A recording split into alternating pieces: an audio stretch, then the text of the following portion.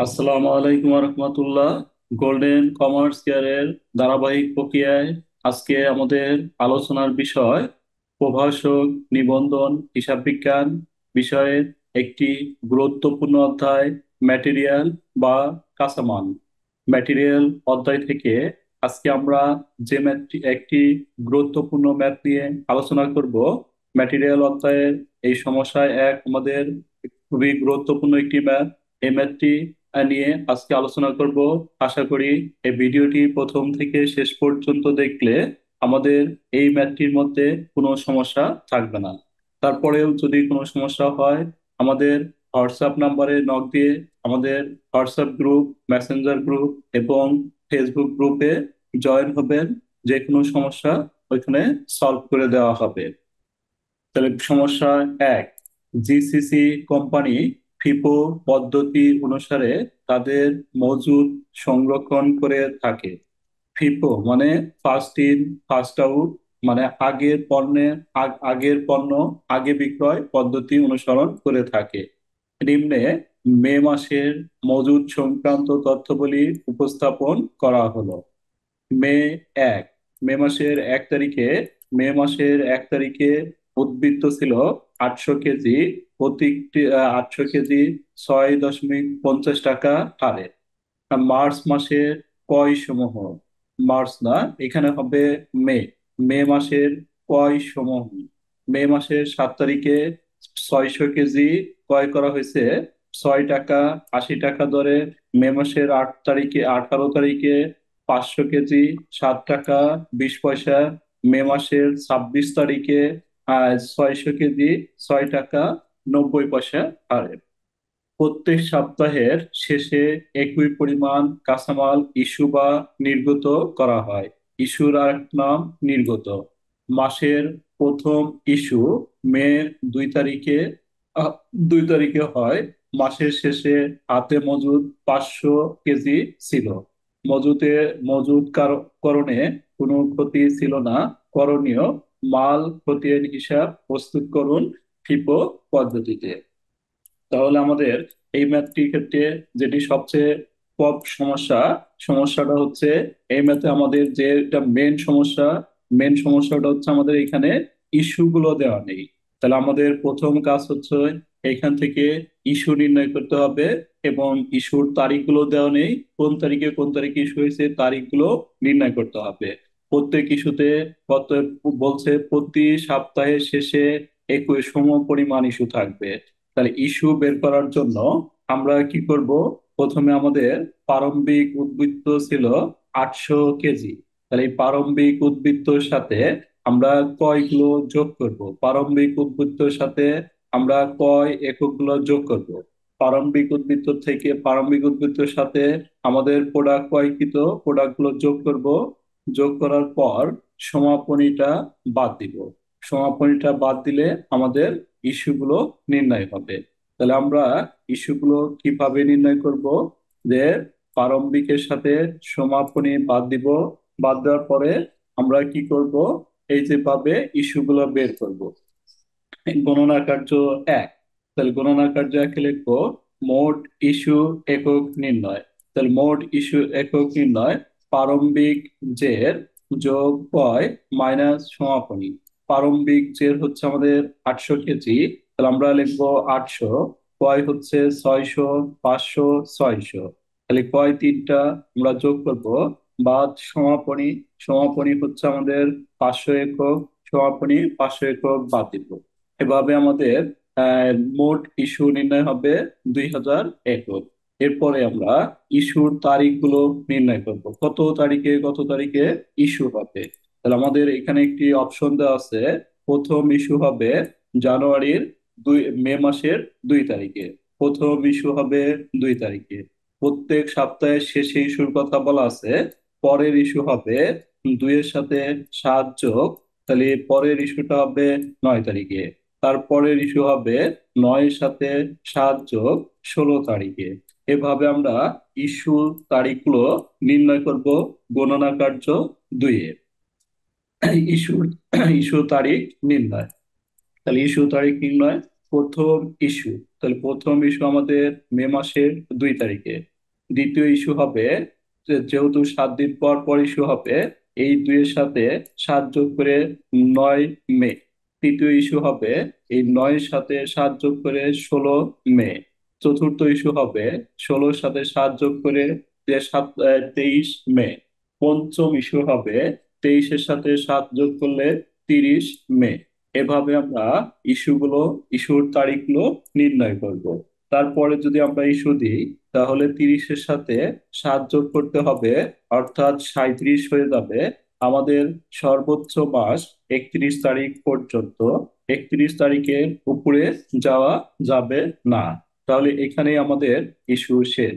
তাহলে আমরা ইস্যু করতে পারলাম হচ্ছে, আমাদের মোট ইস্যু হবে, টোটাল ইস্যু হচ্ছে আমাদের, মোট ইস্যু হবে 2000 একক। এবং ইস্যু তারিখগুলো আমরা ইস্যু বের করলাম, একবার, দুইবার, তিনবার, চারবার, পাঁচবার। আমাদের কোশ্চেনে বলা আছে প্রত্যেকটা ইস্যু হবে, প্রত্যেক প্রত্যেক সপ্তাহের শেষে একই পরিমাণ প্রোডাক্ট ইস্যু হবে। তাহলে প্রত্যেক সপ্তাহের শেষে একই পরিমাণ ইস্যু হবে। তাহলে আমরা বের করতে পারি প্রত্যেক ইস্যুর পরিমাণ, মোট ইস্যু একক, ইস্যুর বার। মোট ইস্যু হচ্ছে আমাদের 2000 একক। আর ইস্যু বার হচ্ছে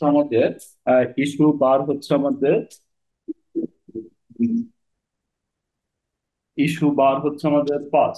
তাহলে আমরা নির্ণয় করতে পারি মোট ইস্যু হচ্ছে 2000 একক, ইস্যু বার হচ্ছে 5। তাহলে 5 দিয়ে ভাগ করলে প্রত্যেক ইস্যুতে আমাদের হবে হলো 400 একক। এভাবে আমরা ইস্যু প্রত্যেক ইস্যুতে আমরা 400 একক করে ইস্যু করব। এভাবে আমরা গণনা কার্যগুলো নির্ণয় করব। এরপরে আমরা ফিফো পদ্ধতির ক্ষেত্রে একটি ঘর কাটবো। ফিফো পদ্ধতির ঘরটা দিব, ঘরটা দিয়ে অঙ্কটা সলভ করব। তাহলে ফিফো পদ্ধতিতে আমরা যে ঘরটা নির্ণয় করলাম, এই ঘরের সাহায্যে আমরা ম্যাথটি সলভ করব। তাহলে এভাবে আমরা লিখবো যে, উপরে লিখবো জিসিসি কোম্পানি মাল খতিয়ান হিসাব, তার নিচে হচ্ছে পদ্ধতি, কোন পদ্ধতিতে অঙ্কটা করবো আমরা, ফিফো পদ্ধতি। তাহলে আমরা প্রথমে লিখবো ফিফো পদ্ধতির তারিখ লিখবো, তারপরে লিখবো হচ্ছে বিবরণ, তারপরে আমরা 3টি ভাগে ভাগ করব। একটি হচ্ছে প্রাপ্তি, একটি হচ্ছে ইস্যু, একটি হচ্ছে জের। তাহলে আমরা প্রাপ্তির ঘরে লিখবো একক, হার, পরিমাণ। ইস্যুর ঘরে লিখবো একক, হার, পরিমাণ। জেরের ঘরে লিখবো একক, হার, পরিমাণ। আমাদের যদি কোনো প্রোডাক্ট ইস্যু করা হয়, তাহলে আমরা ইস্যুর ঘরে লিখবো। যদি কোনো প্রোডাক্ট প্রাপ্তি অর্থাৎ ক্রয় করা হয়, তাহলে আমরা প্রাপ্তির ঘরে লিখবো। এভাবে আমরা অঙ্কটি সলভ করব। তাহলে আমাদের প্রথমে যেটা বলা আছে, প্রথম আমাদের বলা আছে হচ্ছে, প্রথম এন্ট্রিটা আমাদের বলে দেওয়া আছে যে, প্রথম এন্ট্রিতে যা মে মাসের 1 তারিখে উদ্বৃত্ত ছিল 800 কেজি, 6 টাকা 50 পয়সা। তাহলে আমরা লিখবো মে মাসের 1 তারিখে, লিখবো হচ্ছে জেল। মে মাসের 1 তারিখে জেল লিখে বসাবো 800 কেজি, 6 টাকা, রেট গুলো 6 টাকা 50 পয়সা, 800 × 6.50, তাহলে আমাদের হবে 5200। তারপর আমাদের মে মাসের আমাদের ইস্যু এবং ক্রয়ের তারিখ দুইটি মিলে দেখতে হবে। মে মাসের 1 তারিখের পর আমাদের মে মাসের 2 তারিখে আছে প্রথম ইস্যু। তাহলে মে মাসের 2 তারিখে আমাদের ইস্যু রয়েছে 400। তাহলে আমরা লিখবো মে মাসের 2 তারিখে, লিখবো হচ্ছে মে মাসের 2 তারিখে ইস্যু। তাহলে আমাদের প্রোডাক্ট ব্যালেন্সে দেখতে হবে কত প্রোডাক্ট আছে। আমাদের প্রোডাক্ট আছে হচ্ছে 800 একক। 800 একক থেকে আমরা এখানে 400 একক ইস্যু করব। 800 এককের এই দামটা এখানে বসাবো, যে প্রোডাক্টটা ইস্যু করব ওই প্রোডাক্টের হারটা বসাইতে হবে। তাহলে 800 একক থেকে আমি 400 একক নিলাম। তাহলে এই 800 এককের হার ছিল এত টাকা। তাহলে এটাকে ওদের গুণন দিলে আমাদের হবে 2600 টাকা। এবার এই 800 একক থেকে 400 একক বাদ দিব। বাদ দিলে আমাদের অবশিষ্ট থাকে 400 একক। অবশিষ্ট 400 একক, এই হারটা তো সেম থাকবে। তারপর আবার এটা দিয়ে এটা গুণন দিলে টাকাটা বের হবে। এরপরে আমাদের মে মাসের 4 তারিখ, 2 তারিখ হলো। মে মাসের 2 তারিখের পরে আমাদের এখানে আছে 9 তারিখ এবং উপরে আছে 7 তারিখ। তাহলে আমাদের যেতে হবে 7 তারিখে। 7 তারিখে বলছে কয়, 7 তারিখে 600 কেজি ক্রয় করছে 6 টাকা 80 টাকা, 6 টাকা 80 পয়সা হারে। তাহলে আমরা লিখবো আহ কয়, সরাসরি লিখবো মে মাসের 7 তারিখে কয়। কয় লিখে লিখবো 600 একক, রেট দেওয়া আছে 6 টাকা 80 পয়সা, তাহলে আমাদের হবে 4080 টাকা। যদি কয় থাকে তাহলে উপরে ব্যালান্সের ঘরে বা জেরের ঘরে যেটা আছে ওইটা আগে বসাবো। তাহলে আমাদের জেরের ঘরে আছে 400, এই 400 আগে আমরা নামাবো, রেটটাও নামাবো, টাকাটাও নামাবো। উপরেটা নামানোর পর আমরা এখানে যেটা ক্রয় করব এটা নিচে নিয়ে বসাবো। তাহলে নিচে বসাবো 600, রেট হচ্ছে 6.80, 4080 টাকা। এভাবে আমরা 7 তারিখে কয়টা বসাবো। 7 তারিখে কয় বসানোর পর এরপরে আমাদের রয়েছে, এখানে আছে 18 তারিখ ইস্যু, আর এখানে রয়েছে আমাদের 16 তারিখ। 18 তারিখে হচ্ছে আমাদের ক্রয় এবং 16 তারিখ হচ্ছে আমাদের ইস্যু। তাহলে আমাদের 16 তারিখটা প্রথমে দিতে হবে। তাহলে আমরা লিখবো 16 তারিখ। তাহলে 16 তারিখে আমরা আমাদের লিখবো ইস্যু। আমাদের আহ জেরের ঘরে দুইটি প্রোডাক্ট রয়েছে, প্রথম প্রোডাক্টটি হচ্ছে 400 এবং দ্বিতীয় প্রোডাক্টটি হচ্ছে 600। যেহেতু আমরা ফিফো পদ্ধতিতে বিক্রয় করব, এজন্য আমরা প্রথম প্রোডাক্টটা প্রথমে বিক্রয় করব। তাহলে আমরা দিব হচ্ছে এই 400, এই 400 রেটটা বসাবো। বসানোর পরে এটা দিয়ে গুণন দিলে আমাদের আসবে 2600 টাকা। তারপরে আমরা ব্যালেন্সের ঘর থেকে এই 400 বাদ দিব। বাদ দিলে আমাদের অবশিষ্ট থাকে নিচেরটা। তাহলে নিচেরটা আমরা লিখবো 600, 6.80, 4080 টাকা। তাহলে এভাবে আমরা 16 তারিখ সম্পূর্ণ করব। 16 তারিখের পর এরপর আমাদের যেটা রয়েছে, 16 তারিখের পর আমাদের 18 তারিখে রয়েছে 500 কেজি 7 টাকা 20 পয়সা কয়। তাহলে আমরা আবার লিখবো কয়। কয় আমাদের রয়েছে 500 কেজি 7 টাকা 20 পয়সা, তাহলে আমাদের হবে 3600 টাকা। তাহলে ক্রয় করার সময় জেরে আমরা বসাবো, উপরে যেটা আছে ওইটা আগে বসাবো। উপরে আমাদের আহ উপরে উপরে আমাদের 9 তারিখের পরে আমাদের 16 তারিখে আরেকটা ইস্যু রয়েছে। 9 তারিখের পরে আমাদের 9 তারিখ এবং 16 তারিখ দুইটি ইস্যু রয়েছে। তাহলে আমরা 16 তারিখে আবার ইস্যু লিখবো। এই আজ 600 থেকে লিখবো হচ্ছে 400। তাহলে আমাদের বাকি থাকবে হলো 600 থেকে 400 গেলে 200, 200 দিয়ে বসাবো। তারপরে 18 তারিখ, 18 তারিখে আমাদের কয় বসাবো আমরা। কয় বসানোর পরে উপরে রয়েছে আমাদের 200 একক, এই 200 একক 6 টাকা 80 পয়সা, এটা আগে বসাবো। বসানোর পরে এই কয়টা নিয়ে নিচে বসাবো। 500 একক 7 টাকা 20 পয়সা, 3600 টাকা। তাহলে এভাবে আমরা 18 তারিখ সম্পূর্ণ করব। 18 তারিখের পরে আমাদের যেটা রয়েছে, এখানে রয়েছে 26 তারিখ আর এখানে রয়েছে 23 তারিখ। তাহলে আমরা লিখবো 23 তারিখ। 23 তারিখে যে লিখবো হচ্ছে ইস্যু। 23 তারিখে ইস্যু হবে আমাদের 400, 23 তারিখে ইস্যু হবে আমাদের 400 কেজি। কিন্তু আমাদের সমস্যা রয়েছে, আমাদের জেরের ঘরে রয়েছে প্রথম প্রোডাক্টটি রয়েছে 200 কেজি, দ্বিতীয় প্রোডাক্টটি রয়েছে 400 কেজি। যেহেতু আমাদের বলা আছে ফার্স্ট ইন ফার্স্ট আউট, অর্থাৎ আগের পণ্য আগে বিক্রয়, এজন্য আমাদের প্রথম প্রোডাক্ট শেষ না করে দ্বিতীয় প্রোডাক্টে যাওয়া যাবে না। তাহলে আমাদের মোট বিক্রয় হচ্ছে 400 কেজি। তাহলে আমরা প্রথম প্রোডাক্ট থেকে নিব হচ্ছে 200 কেজি। তো 400 কেজির মধ্যে আমরা প্রথম প্রোডাক্ট থেকে যদি 200 কেজি নিই, তাহলে অবশিষ্ট থাকে 200 কেজি। অবশিষ্ট 200 কেজি এই 300, 500 থেকে আমরা 200 কেজি বসাবো। তাহলে আমরা কিভাবে বসাবো, আমরা বসাবো এভাবে যে প্রথমে আমরা লিখবো এই 200 কেজি, 200 কেজি এটা রেট নিব, রেট নিয়ে গুণন দিয়ে টাকাটা বসাবো। তাহলে আরো অবশিষ্ট 200 দরকার। তাহলে এই 200 আমরা পরবর্তী 500 থেকে নিয়ে আসবো হচ্ছে 200। যে প্রোডাক্টটা আনবো ওই প্রোডাক্টের রেট নিয়ে আসবো, রেট দিয়ে গুণন দিব। এই 500 থেকে 200 গেলে আমাদের অবশিষ্ট থাকে 300।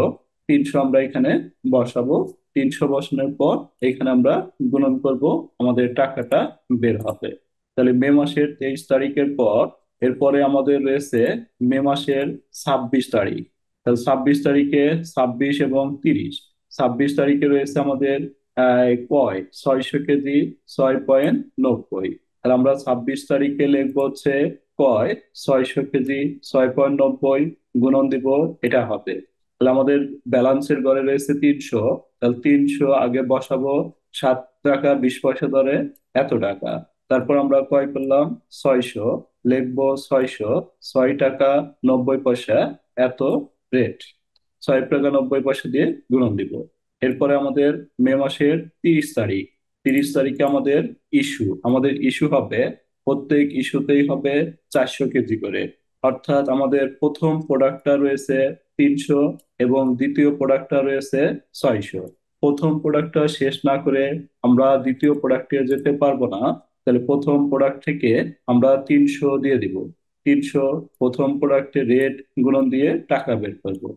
পরবর্তীতে আমরা এই 300-র পরবর্তীতে আরো আমাদের 100 দরকার, তাহলে আমরা এই যে 500, 600 থেকে 100 নিব, 600 রেটটা এখানে বসাবো, বসায় গুণন দিব। তাহলে আমাদের 600 থেকে 100 গেলে বাকি থাকবে 500। বাকি 500 আমরা এখানে লিখবো, লিখে গুণন করব। এবার আমরা যোগ করব ইস্যুর পরিমাণ, উপর থেকে নিচ পর্যন্ত যোগ করব আমরা। এটা হচ্ছে মোট ইস্যুর পরিমাণ। আর স- জেরের ঘরে আমরা জাস্ট এই টাকাটা, উপরের টাকাটাই নিচে বসা দিলেই হয়ে যাবে। এভাবে আমরা মাল খতিয়ান প্রস্তুত করব। আশা করি ম্যাথটি বুঝতে পেরেছেন। যদি এই ভিডিওটি দ্বারা আপনাদের কোনো উপকার এসে থাকে, তাহলে অবশ্যই আমাদের চ্যানেলটি সাবস্ক্রাইব, কমেন্ট, শেয়ার করবেন, যাতে আমরা আরো নতুন নতুন ভিডিও বানাতে আগ্রহ হই। যে কোনো সমস্যার জন্য আমাদের হোয়াটসঅ্যাপ নাম্বারে নক দিয়ে আমাদের মেসেঞ্জার গ্রুপ এবং হোয়াটসঅ্যাপ গ্রুপ এবং ফেসবুক গ্রুপে জয়েন হবেন। এখানে বেশি বেশি পোস্ট দিবেন, সমস্যাগুলো পোস্ট দিবেন, সমস্যাগুলো সলভ করে দেওয়া হবে।